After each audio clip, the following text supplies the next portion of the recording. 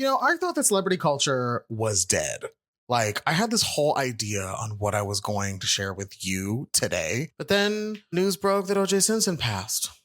And even though he's no longer with us, he helped me realize that celebrity culture is alive and well. Before we get into that, hi, welcome to Neeshi's Noggin, where I share with you what's on my mind. Now, how did I realize that celebrity culture was alive and well? Because the way that all of y'all had Khloe Kardashian trending the day that the news of OJ Simpson's passing went, I was like, oh my God. Oh my God. Now, if you didn't know, one of the long-running rumors when it comes to the Kardashians is that Khloe Kardashian does not have the same father as the rest of the Kardashian siblings, Robert Kardashian Sr.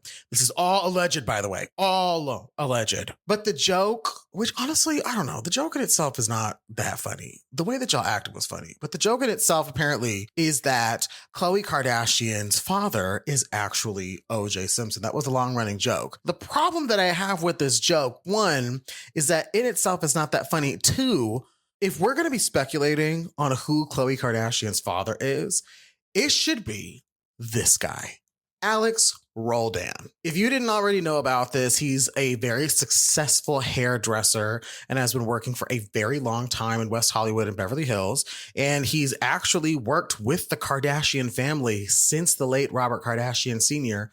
was alive. Look at these photos. Look at these photos. The resemblance is there. You can't tell me that that is not Khloe Kardashian's actual father. The joke always was Khloe looked different than the rest of her siblings. And obviously it's a little different now because they've all clearly grown into their looks. But here's the thing.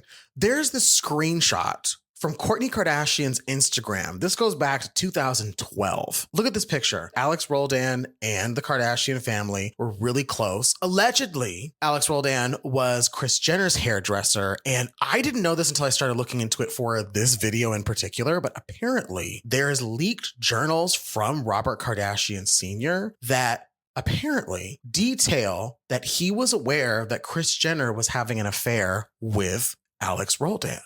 This is, of course, back in the day. As of now, Alex Roldan's salon is still open and it's running properly. It has an active listing on Google Maps and it's still in Beverly Hills. But the thing is, Alex Roldan's presence online is completely wiped. Like, these pictures that I'm showing you are some of the only ones that I've ever seen. But when I was looking, this was the picture that actually gave me like the most pause because, girl,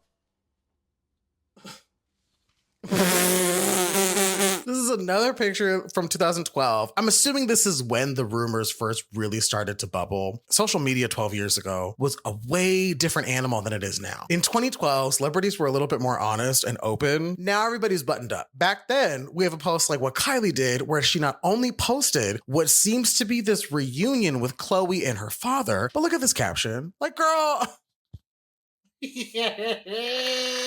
it's clearly meant to be funny, but you look at this picture and the two of them together. Hello. How do you deny that this is Khloe Kardashian's father? Like, this is celebrity culture. Thank you, internet, for reviving my faith in celebrity culture. Because the reason that I thought the whole idea of a celebrity was dwindling, we talked about this even in a previous episode of Neeshi's Noggin, where people have really started to turn on superstars like Jennifer Lopez, Justin Timberlake. People are starting to see through some of the smoke and mirrors, including myself, and maybe some of these celebrities are not as great as we thought they were. So I'm sitting here and I'm thinking, okay, it's over. It's a wrap. But clearly, celebrity culture, it's alive and well. And while that's great for celebrities, one thing that for sure is dead is my love life. I'm going to tell you about how 2 free drinks ruined my relationship with this man.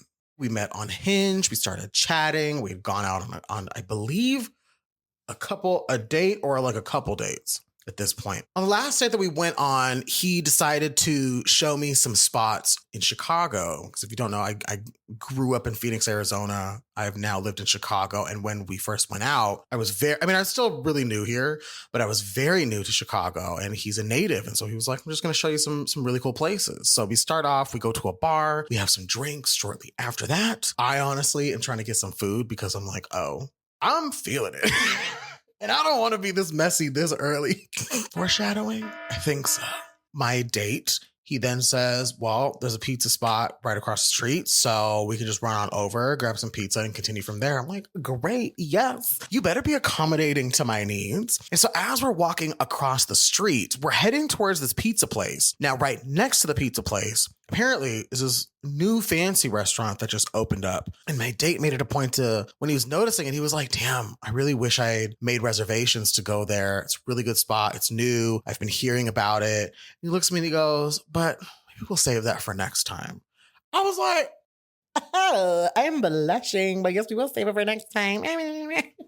So we get to the pizza place. We walk in, it's packed. Girl, some sports game is on and everybody is in there and hooping and hollering over whatever is happening on the televisions. And so when we go up to the host, they say that the only spot that we can sit at is at the bar. Totally fine. So sit at the bar, finish the food, and we get back to drinking. And as we're sipping, the bartender then comes over and takes 2 shot glasses, flips them over, and sets them in front of me and one in front of my date. I'm like, what the hell was this? So I look at my date and I was like, did you order something? Because I didn't see you order something. My date's like, no. So then I asked the bartender, I was like, hey, what is this? I was low key like, what the hell is this? Are you doing this to us because we're gay?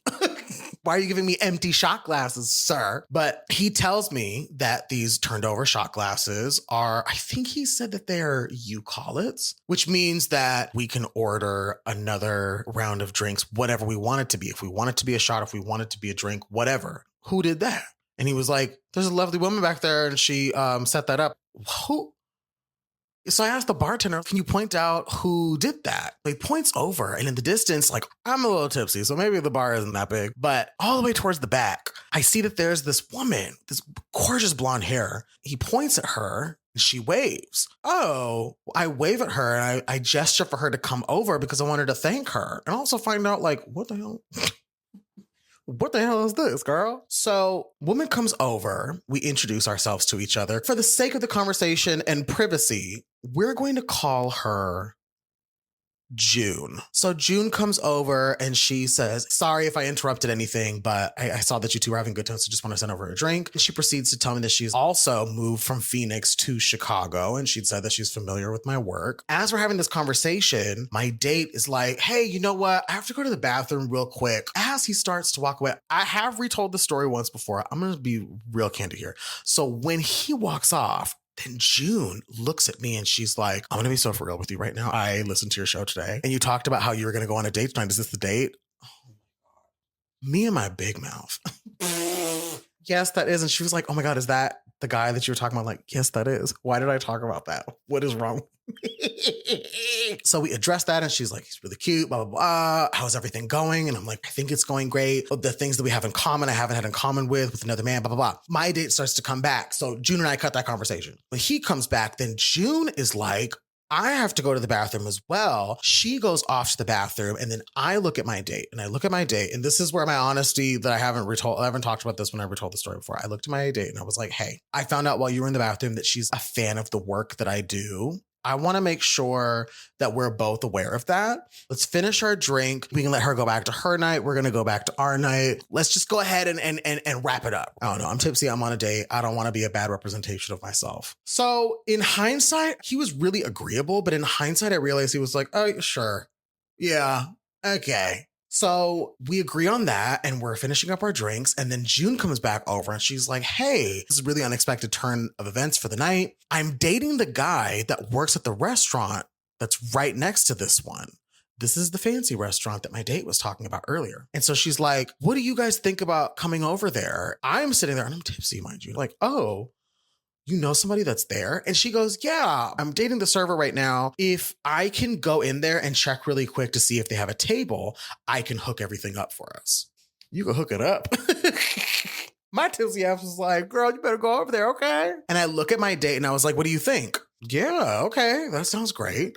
June goes over across the street and she's just like, don't ditch me. We can make this happen. She goes across to the fancy restaurant and me and my date are still sitting at the pizza place. Again, I tell him, hey, let's just make sure that we keep this quick. And he's just like, yeah, whatever you say, like, whatever. He's being really nonchalant about it. And I want to tell you why. He doesn't partake in social media at all. I think the extent what he had told me is he sometimes gets on Facebook and he uses YouTube. So if you see this, hey, oh God. But that's the extent of it. He wasn't really familiar with what I did for a living at the time. I want you to keep that in mind, okay? June comes back to the pizza place and she's like, I got us a table if you just want to close out or whatever, and then we can head over. Great. So we go to the fancy restaurant that my date had said we should go to in the future and had recommended. We go over, sit down at the table. Once we sit down, the server who June has been seeing, like, hey, oh my gosh, June, it's so great to see you. You know, I always love seeing you. You guys hang tight. I'm gonna hook you guys up, okay? He disappears. We order a round of cocktails from another server that comes by. The server comes back. Girl, he brings every appetizer on the menu. Every single thing. I don't know about you, but when I'm drunk, after a certain point in time, I'm just ready to eat. So I'm seeing all this fancy food and I'm just like, well, don't mind if I do. As we're starting to really get into the food, to be quite honest, that's when my date interrupts everything and goes into a full-on interrogation with June. He goes, all right, I need to get something straight here. Who are you? She's like, I'm June. And then he goes, and when did you move here again? And how do you know Aneesh? She's like, what the hell is going on? Now, again, I want to be very clear. I'm tipsy. I am tipsy. My reaction time is a little slow. So I am looking, is this really happening? Meanwhile, he's interrogating. He's going back and forth. And once it hits like question number 4, so you work at this place, prove it. And June goes, how do you want me to prove where I work? And he's like, well, you got a phone there. You got something on your phone. She's like, what the hell? You want me to pull up my work schedule? And he was like, if you can.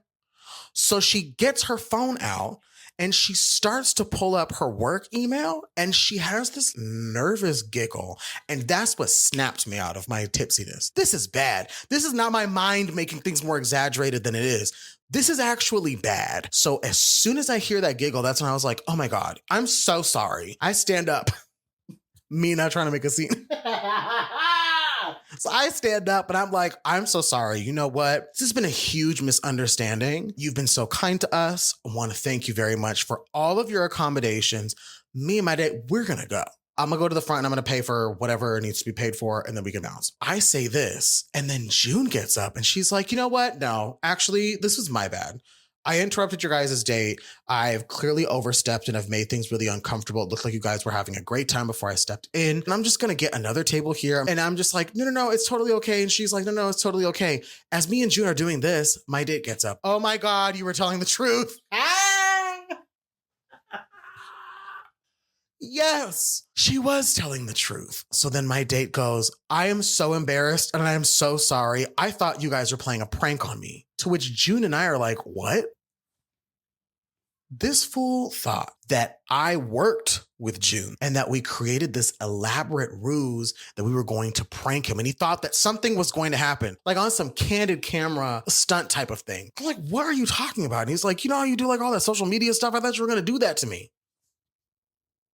Sir. And this is why I don't like the fact that he doesn't have social media, because I'm like, if you had it and you saw the type of content that I do, you would know I'm not pranking people like that. And so he's really embarrassed. I'm really embarrassed. June is really embarrassed. I don't know what to do. To which June says, you know what? Let's just finish our drinks. Everything's fine now. We've addressed the weirdness. Finish up our drinks. I'm like, please hurry up. And then I call for the server. Can we close out, please? And he's like, yes, I think that you have some like accommodations on your tab. I'm like, I really don't care. I just give him my credit card. I don't care what's on there. Just charge it. I want to get out of here right now. We go on our way. June stays because she's seeing the guy at the restaurant. And again, I'm just like, girl, I'm so sorry. Like, this was so inappropriate. She's like, it's totally fine. But what about that man? Because now she's seeing a side of him that I've never seen. So we walk out. And as we're waiting for our cabs, my date is just like, I'm so sorry. I just want to apologize to you. Like, I'm really sorry. And I was like, I don't want to hear about it right now. My cab is here. Gotta go. The next day he texts me, like he gives another apology. And I'm just like, it's done. You've apologized. Let's move on. I would love to get to the point where we're laughing about it. Literally after that, we didn't speak again that year. And I'm going to bookmark that chapter on that man right there because I got a million things to do today. That story will be saved for another day. Be sure to like, comment, and subscribe. I've decided that I'm going to be dropping YouTube videos on Wednesdays, and then I'm going to be dropping the audio podcast format on Fridays, just to give some distance between the two, because I want to shout out all of y'all for subscribing to the podcast. The numbers that I was getting, I was like, what the hell? Like, this is not the numbers on YouTube. So I just want to space it out. You know, if you want to see the visual experience, it's here on YouTube, the audio podcast, Apple Podcasts, Spotify, and so on. It's available there. Thank you so much for tuning into this week's episode of Neeshi's Noggin, where I share with you what's on my mind. Until then, honey, I will see you in the next episode. Bye.